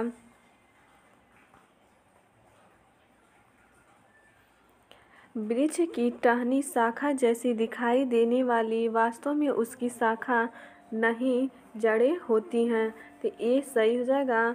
बी है, जड़ों की लंबाई वृक्ष की ऊंचाई की लगभग 30 गुनी होती है। तो ये आपका गलत है। अगला है, जड़ों द्वारा वृक्ष को मजबूत खंभों की भांति सहारा देना। तो ये भी सही हो जाएगा। आगे है इसमें, जड़ों द्वारा खाद्य सामग्री का भंडारण करना। तो खाद्य सामग्री का भंडारण नहीं किया जाता है। अगला है, लटकती जड़ों का बढ़ते बढ़ते जमीन के अंदर चले जाना। तो ये भी आपका सही है। तो ए, सी और डी। तो इसमें आपका ए, सी और ई था, देख लेते हैं। लटकी जड़ों द्वारा बढ़ते जमीन के अंदर चले जाना। तो इसमें आपका हो जाएगा ए, सी और ई सही हो जाएगा। आगे है, बरगद को मूलतः वट या वट के नाम से जानते हैं। यह एक सपुष्पक वृक्ष है। बरगद भारत का राष्ट्रीय वृक्ष है। यह मोरेसी या सहतूत कुल का पेड़ है। इसका वैज्ञानिक नाम फाइकस वेंथालेसिस है। इस वृक्ष की लटकती शाखा जैसी दिखाई देने वाली, वास्तव में उसकी शाखा नहीं जड़ें होती हैं। इन जड़ों द्वारा वृक्ष को मजबूत खंभों की भांति सहारा दिया जाता है। इसकी लटकती जड़ें बढ़ते बढ़ते जमीन के अंदर चली जाती हैं। अगला है, जंगलों के ज़्यादा ज़्यादा कटने से निम्न में से क्या स्थितियाँ संभावित हैं? तो क्या स्थितियाँ संभावित इसमें देख लेते हैं। आसपास की जगह ज़्यादा ठंडी होगी, ये भी सही है। वर्षा जल का रिसाव कम होगा, ये भी सही है। बहता वर्षा जल मृदा को बहा ले जाएगा, सी भी सही है। भू जल का स्तर बढ़ जाएगा, तो इसमें आपका सी ऑप्शन सही हो जाएगा। वनोन्मूलन, तो वनोन्मूलन का तात्पर्य वन क्षेत्रों में पेड़ों को जलाना या काटना है। जंगलों के ज़्यादा कटने से निम्न स्थितियाँ जैसे भूजल की कमी, बाढ़, जैविक विविधता का नुकसान, स्वदेशी समुदायों का विस्थापन, जलवायु परिवर्तन, भूस्खलन आदि की संभावना बढ़ जाती है। अत्यधिक वनोन्मूलन के कारण जलवायु परिवर्तन, जो कि इसका एक प्रमुख कारक है, के कारण वर्षण जल में कमी आती है तथा मृदा की बंधन क्षमता भी अत्यधिक कमजोर हो जाती है, जिस कारण बहता वर्षा जल मृदा का अपने साथ बहा ले जाता है, जिसे मृदा अपरदन की संज्ञा से अभिहित किया जाता है। अगला है पैने, चपटे एवं चौड़े आगे के दांतों वाले पशुओं की भोजन के लिए प्राथमिक भिन्न होती है। ये पशु निम्न में से कौन सी खाद्य सामग्री प्राथमिकता को चुनेंगे? तो ये हो जाएगा घास एवं शाक। आगे है इसमें पैने, चपटे एवं चौड़े आगे के दांतों वाले पशुओं भोजन के लिए दूसरे पशुओं के मांस खाने के लिए उपयुक्त होगा। जैसे शेर, बाघ आदि के दांत इस प्रकार होते हैं, जिनका प्रयोग शिकार करने एवं चीड़-फाड़ करने में करते हैं। अगला है हाथियों के झुंड का मुखिया होता है, तो ये हो जाएगा सबसे उम्र दराज मादा हाथी, जो सबसे बूढ़ी होती है। आगे है हाथियों के झुंड की मुखिया सबसे उम्र दराज मादा हाथी होती है। इसके झुंड में केवल मादा हाथी और 14 से 15 वर्ष के बच्चे ही रहते हैं। इस झुंड में कोई नर हाथी नहीं होता। 14-15 वर्ष के बाद बच्चे झुंड को छोड़ देते हैं, अकेले रहने लगते हैं। हाथी एक दिन में 100 किलोग्राम से ज़्यादा पत्ते व झाड़ियाँ खा लेता है। इसके अलावा हाथी बहुत कम आराम करता है, यह दिन में केवल 2 से 4 घंटे सोता है। हाथी को पानी और कीचड़ खेलना बहुत भाता है। इसके शरीर को ठंडक मिलती है, वैसे उसके कान भी पंखे की तरह होते हैं। गर्मी लगने पर कान हिला सकता है। ये प्रश्न आपके कई बार पूछे गए हैं। आगे है इसमें सर्दियों में दादी अक्सर निम्नलिखित के घोल से त्वचा को रूखेपन से बचाने के लिए उपयोग करती है। तो हो जाएगा गुलाब जल, ग्लिसरीन और नींबू का रस। सर्दियों में दादी अक्सर अपनी त्वचा को रूखेपन से बचाने के लिए गुलाब जल, ग्लिसरीन और नींबू के रस का इस्तेमाल करती है। इसके इस्तेमाल गुलाब जल, ग्लिसरीन और नींबू के रस से न केवल त्वचा में निखार आता, बल्कि इनका उपयोग मुहासे को साफ करने में भी किया जाता है, क्योंकि गुलाब जल में ह्यूमक्टस नामक तत्व पाया जाता है, जिससे हमारी सूखी त्वचा पानी प्रदान करता है और जिससे त्वचा में नमी बनी रहती है। जबकि नींबू के रस के उपयोग से त्वचा पर जमे तेल और इन्फ्लामेशन, जो मुहासों का कारण बनता है, उनको अपने एसिटिक लेवल के कारण खत्म कर देता है। और नींबू में मौजूद विटामिन सी त्वचा में कोलेजन का स्तर बढ़ाता है। कोलेजन एक प्रोटीन होता है जो उम्र बढ़ने के साथ कम होता है, जिससे त्वचा ढीली होने लगती है। आगे है एक छोटे से पेड़ या झाड़ी की शाखा से लटकने वाला घोंसला बनाने वाला पक्षी कौन सा है? तो हो जाएगा सूर्य पक्षी। तो एक छोटे से पेड़ या झाड़ी की शाखा से लटकने वाला घोंसला बनाने वाला पक्षी सूर्य पक्षी है। सूर्य पक्षी को ही पर्पल तथा शक्कर खोरा के नाम से जाना जाता है। इसके घोंसलों में बाल, बारीक घास, पतली टहनियाँ, सूखे पत्ते, रुई, पेड़ की छाल के टुकड़े और कपड़ों के चिथड़े होते हैं तथा यहाँ तक कि मकड़ी के जाले भी होते हैं। जबकि कौवा के घोंसले की बात की जाए तो उसके घोंसले में लोहे के तार और लकड़ी की शाखाएं जैसी चीज़ें भी होती हैं। कौवे अपना घोंसला प्रायः पेड़ों के सबसे ऊंची वाली टहनियों पर बनाते हैं और कोयल अपनी घोंसला नहीं बनाती है, वह कौवे के घोंसले में अंडा देती है, जबकि कौवा अपने अंडे के साथ साथ कोयले के अंडे को भी सेता है। आगे है, मगरमच्छ मुख्य रूप से शिकारियों द्वारा मारे जाते हैं। तो हो जाएगा त्वचा के लिए। मगरमच्छ मुख्य रूप से त्वचा के लिए शिकारियों द्वारा मारे जाते हैं, क्योंकि मगरमच्छ की त्वचा का उपयोग मुख्य रूप से हैंडबैग, जूते व अन्य भोग विलास की वस्तुओं जैसे बेल्ट, पर्स और फर्नीचर के उत्पादन में किया जाता है। मगरमच्छ सरीसृप वर्ग के सबसे बड़े जंतुओं में से एक है। मगरमच्छ की औसतन उम्र कम से कम 30 से 40 वर्ष और बड़ी प्रजाति के मामले में औसतन 60 से 70 वर्ष होती है। मगरमच्छ के प्रजाति को सुरक्षित करने के लिए मुकुंदरा हिल्स राष्ट्रीय उद्यान का निर्माण किया गया, जो राजस्थान में चंबल नदी पर अवस्थित है। मगरमच्छ के प्रति जागरूकता के लिए प्रति वर्ष 17 जून को विश्व मगरमच्छ दिवस के रूप में मनाया जाता है। तो 17 जून को विश्व मगरमच्छ दिवस मनाया जाता है। आगे है, पौधों में पानी देने के लिए प्रयुक्त तकनीकी जिनमें संकीर्ण नलियों से पानी सीधा पौधे के आधार में दिया जाता है कहलाता है। तो हो जाएगा ड्रिप सिंचाई। पौधों में पानी देने के लिए उपयुक्त तकनीकी जिसमें संकीर्ण नलियों से पानी सीधा पौधे के आधार में दिया जाता है ड्रिप सिंचाई कहलाती है। यह सिंचाई की वह विधि जिसमें सिंचाई के जल पौधे के जड़ क्षेत्र में बूंद बूंद करके पहुंचाया जाता है। इस विधि का विकास इजराइल में किया गया था। अब यह विधि सभी देशों में लोकप्रिय होती जा रही है। अगला प्रश्न है, निम्नलिखित में से कौन सा पौधा कीटों को जाल में फंसाता है और खा जाता है? तो हो जाएगा घटपर्डी का पौधा। घटपर्डी का पौधा कीटों को जाल में फंसाता है और खा जाता है। यह द्विदली वर्ग निफेंथिस कुल का कीटवक्षी पौधा है, जो श्रीलंका, असम, मेघालय राज्य की खासी पहाड़ियों का देशज है। मुख्यतः ये पौधे शाक होते हैं और दलदली या अधिक नम जगहों में उगते हैं। पौधे तंतुओं के सहारे ऊपर चढ़ते हैं। ये तंतु पत्तियों की मध्य सिरा की विशेष वृद्धि के फलस्वरूप बनते हैं। आगे है, पश्मीना ऊन किस जानवर से मिलती है? तो ये हो जाएगा बकरी। क्या हो जाएगा? बकरी।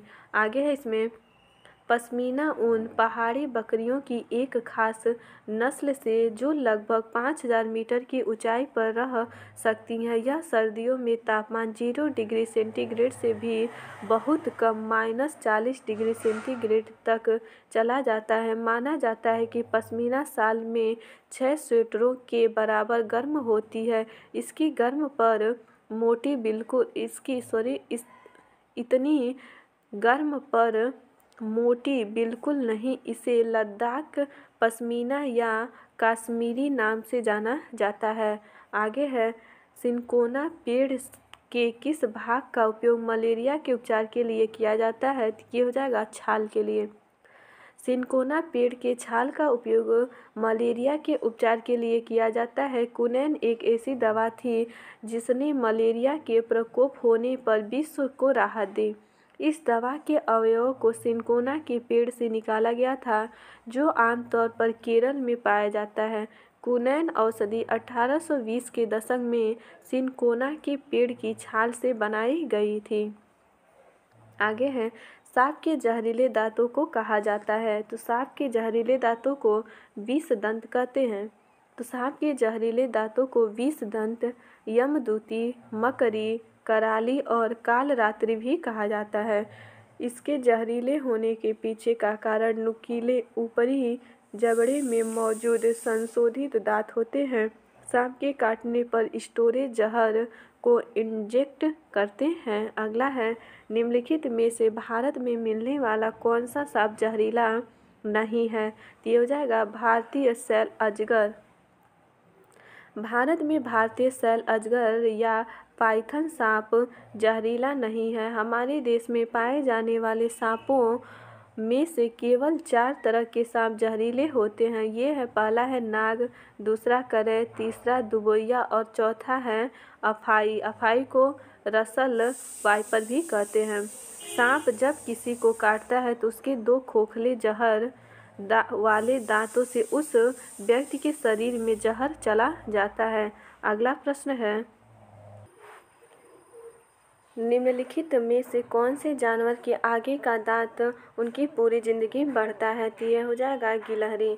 गिलहरी के सामने के दांत जीवन भर बढ़ते रहते हैं। दांतों को अधिक लंबा न होने से रोकने हेतु उन्हें वस्तुओं को कुतरते रहना पड़ता है। बिल्लियों के दांत मांस को फाड़ने और काटने हेतु दांत नुकीले होते हैं। सांपों के नुकीले घुमावदार दांत होते हैं, परंतु वे अपने शिकार को चबाते नहीं, वे हमेशा निगल जाते हैं। बाघ के नुकीले दांत उसे शिकार को दबोचने में मदद करते हैं। अगला प्रश्न है, नीचे दिए गए विकल्पों में मधुमक्खी की सर्वाधिक उपयुक्त विशेषता को पहचानिए। इसमें केवल रानी मधुमक्खी अंडे देती हैं, तो ये सही है। आगे इसमें नर मक्खी की कार्यकर्ता के रूप में कोई विशेष भूमिका नहीं है, तो कोई विशेष भूमिका नहीं है, ये भी सही है। सभी मादा मक्खी अंडे देती हैं, तो सभी मादा मक्खी अंडे नहीं देती हैं, रानी मक्खी अंडे देती हैं। अगला है, कार्यकर्ता मक्खी भोजन को खोजती हैं और उसे छत्ते में ले आती हैं, तो ये भी आपका सही हो जाएगा। ए, बी और डी, ए, बी और डी, सी ऑप्शन सही हो जाएगा। आगे इसमें हर छत्ते में रानी मक्खी होती है जो अंडे देती हैं। छत्ते में कुछ नर मक्खी कार्यकर्ता भी होती हैं। छत्ते में बहुत सारी काम करने वाली मक्खियाँ भी होती हैं। ये दिन भर काम करती हैं, शहद के लिए फूलों का रस ढूंढती हैं। नर मक्खी की कार्यकर्ता के रूप में कोई विशेष भूमिका नहीं है तथा कार्यकर्ता मक्खी भोजन को खोजती हैं और उसे छत्ते में लेकर आती हैं। अगला प्रश्न है, खेजड़ी के वृक्ष के बारे में नीचे दिए गए कथनों पर विचार कीजिए। यह वृक्ष मुख्यतः रेगिस्तान में पाया जाता है, सही है। और आगे इसमें ये रेगिस्तान में पाया जाता है, ये सही है। इसे उगने के लिए अधिक जल की आवश्यकता नहीं होती है, ये आपका गलत है। अगला है, इसे उगने के लिए अधिक जल की आवश्यकता नहीं होती है, तो ये सही है। यह वृक्ष अपने तने में जल को संचित करता है जिसका उपयोग आवश्यकता पड़ने पर किया जाता है, तो ये आपका गलत हो जाएगा। अगला है, इस वृक्ष की छाल का उपयोग दवाइयों के बनाने में होता है तथा इसकी लकड़ी पर कीटों का प्रभाव नहीं पड़ता, तो ये भी सही हो जाएगा। इस वृक्ष में बहुत कम पत्तियाँ होती हैं, ये गलत हो जाएगा। तो ए और बी और डी, तो इसमें ए ऑप्शन सही हो जाएगा। आगे है इसमें, खेजड़ी यह पेड़ है जो रेगिस्तान इलाके में खूब पाया जाता है। इसे ज़्यादा पानी की ज़रूरत नहीं होती है।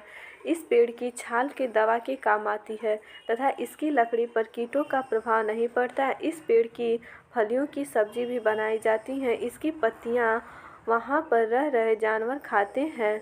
अगला है, मैंग्रोव पौधे पाए जाते हैं, तो ये हो जाएगा सुंदर वन में। मैंग्रोव पौधे सुंदर वन में पाए जाते हैं।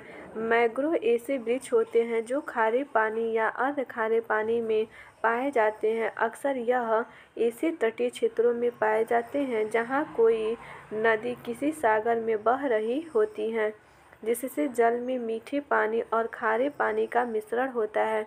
भारत में मैंग्रोव वन अंडमान निकोबार द्वीप समूह व पश्चिम बंगाल के सुंदरवन डेल्टा में अत्यधिक विकसित है। इसके अलावा ये महानदी गोदावरी और कृष्णा नदियों के डेल्टाई भाग में पाई जाते हैं। इन वनों में बढ़ते अतिक्रमण के लिए कारण इसका संरक्षण आवश्यक हो गया है। अगला है, आवृतबीजी पौधे में निम्नलिखित में से कौन सी संरचना त्रिगुणित है, तो ये हो जाएगा भ्रूण पोष, डी ऑप्शन सही हो जाएगा। आगे है इसमें, आवृतबीजी पौधे में त्रिगुणी भ्रूण पोष की संरचना होती है। ऐसे पौधे जिनके बीज आवरण से ढके होते हैं उन्हें आवृतबीजी पौधे कहते हैं। जैसे आम भ्रूण पोष का विकास भ्रूण विकास के रूप में बढ़ता है। बीज के परिपक्व होने के कारण भ्रूण पोष पूरी तरह से विकासशील भ्रूण जैसे मटर, मूंगफली, सेम आदि द्वारा उपभोग कर दिया जाता है। आवृत बीजों में लैंगिक जनन का अंतिम परिमाण बीज होता है। इसको प्रायः एक निषेचित बीजांड के रूप में वर्णित किया जाता है। अगला है, नीचे दिए गए पक्षियों की कौन सी प्रजाति झटके से अपनी गर्दन आगे पीछे कर लेती हैं? तो मैना। हम जानते हैं कि पक्षियों के उड़ने, चलने और गर्दन घुमाने के तरीके अलग अलग होते हैं। मैना झटके से अपनी गर्दन आगे पीछे करती है। उल्लू को अपनी गर्दन पीछे तक घुमा सकता है। अगला प्रश्न है, नीचे दिए गए सूची पर विचार कीजिए। कछुआ, घड़ियाल, कौवा और बत्तख, मछली। इस सूची में निम्न में से कौन एक दूसरे से भिन्न है? तो ये हो जाएगा कौवा। कौवा क्या है? भिन्न है। कौवा अन्य जंतुओं से भिन्न है। कौवा आकाश में उड़ने वाला एक पक्षी है, जबकि कछुआ, घड़ियाल, बत्तख, मछली जलीय जीव है जो पानी में रहते हैं। आगे है, नेफेंथिस पौधे जो शिकार करते हैं के विषय में नीचे दिए गए कथनों पर विचार कीजिए। तो यह ऑस्ट्रेलिया, इंडोनेशिया और भारत के मेघालय राज्य में पाया जाता है। ये सही है। इसका आकार घड़े के जैसे होता है। तो इसका आकार घड़े के जैसे होता है, ये भी सही है।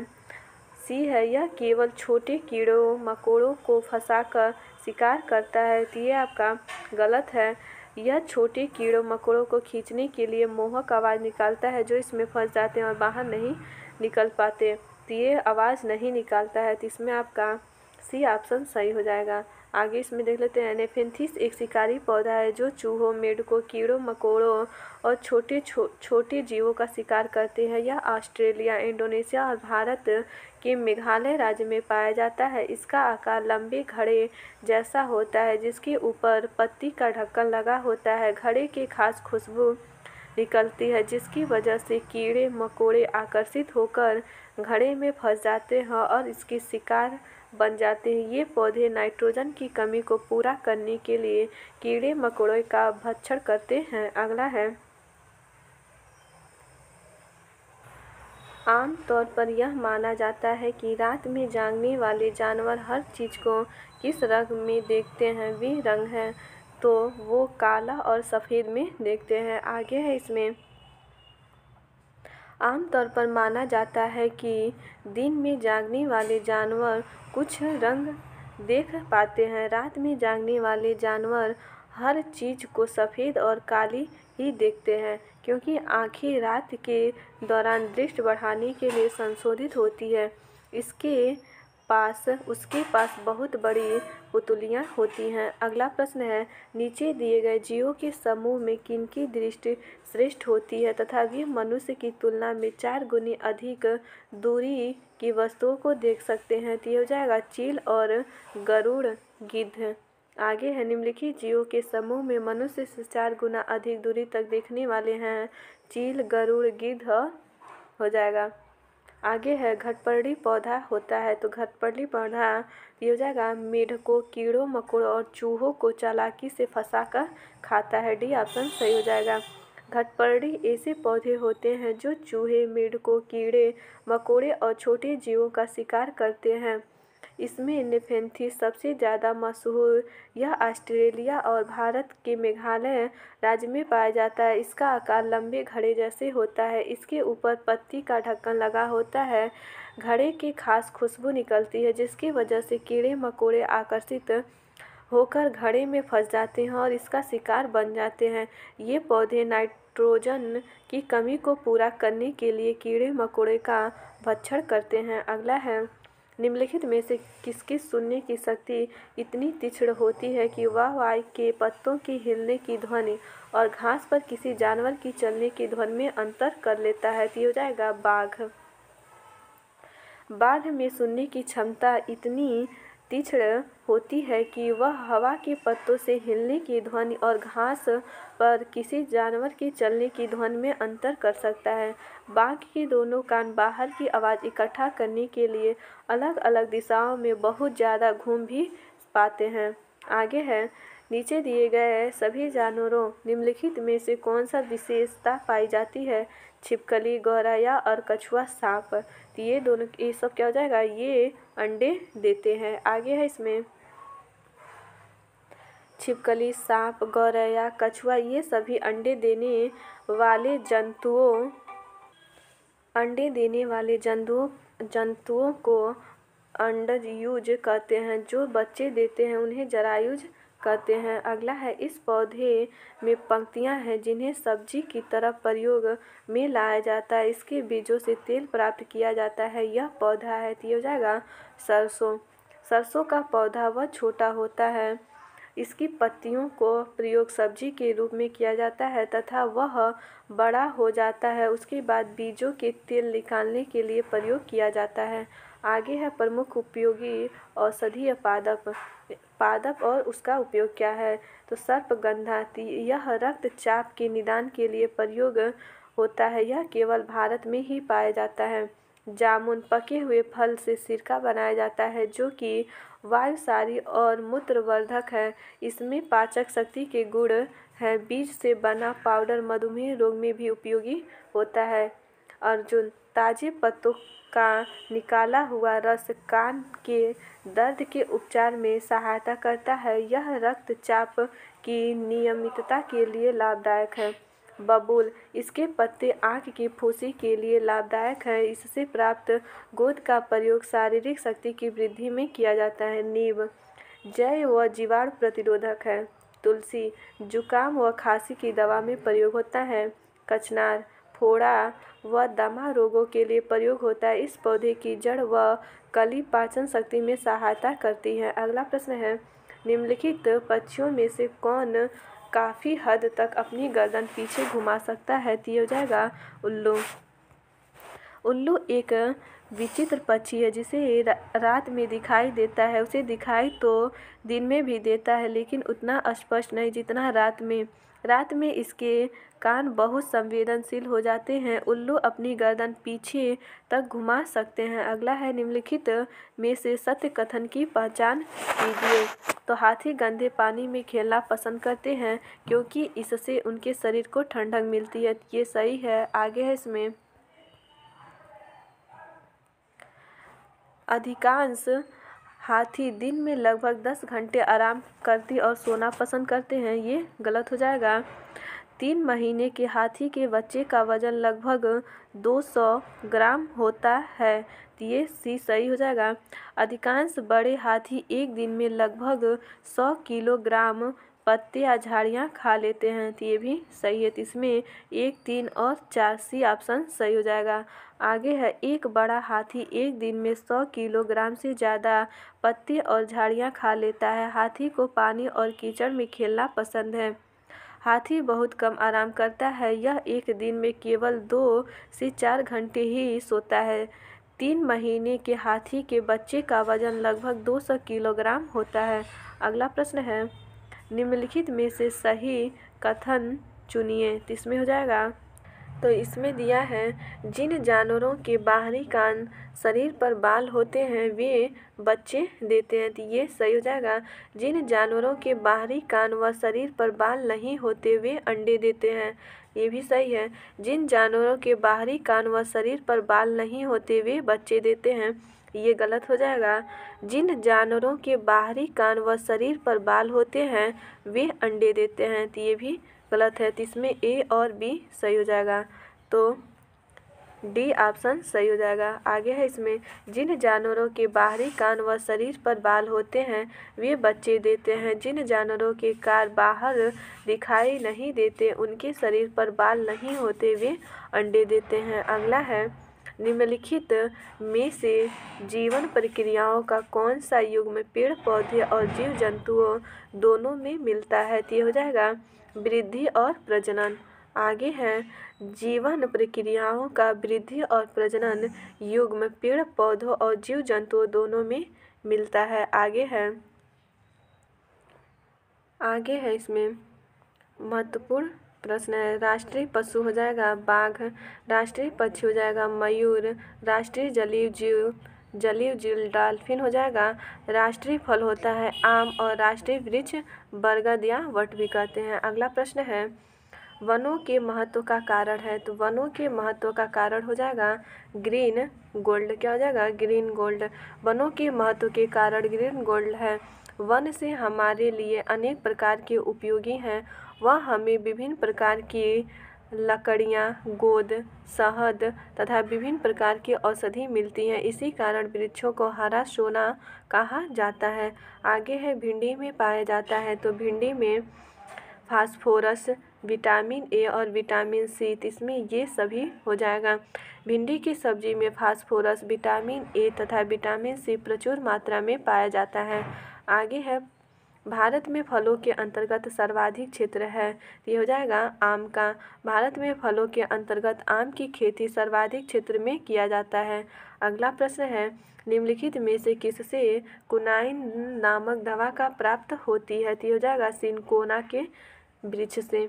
सिनकोना प्लांट के छाल से कुनाइन नामक दवा प्राप्त होती है। कुनाइन दवा का प्रयोग मलेरिया के उपचार में किया जाता है। ये सामान्य रूप से वर्ष पर्यंत हरे भरे रहते हैं, तने चौड़े होते हैं, तने का घेरा 7 मीटर तक भी पाया जाता है। अगला है लौंग एवं केसर पौधे के किस पौधे से प्राप्त होते हैं, तो ये हो जाएगा फूल।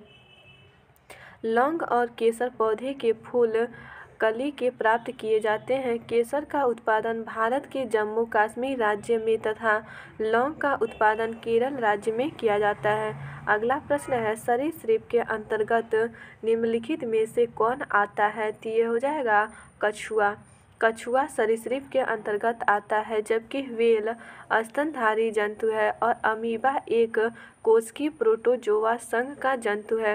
वास्तव में सरीसृप प्राणी जगत का एक समूह है जो पृथ्वी पर सड़क कर चलते हैं। इसके अंतर्गत सांप, छिपकली, मगरमच्छ आदि आते हैं। अगला प्रश्न है इसमें कांटे नुमा पत्तियों को सरदाकर एक शिक्षक कांटे नुमा पत्तियों को दर्शाकर एक शिक्षक किस प्रकार के पौधों के बारे में पढ़ा रहा है, तो ये हो जाएगा मरुस्थलीय।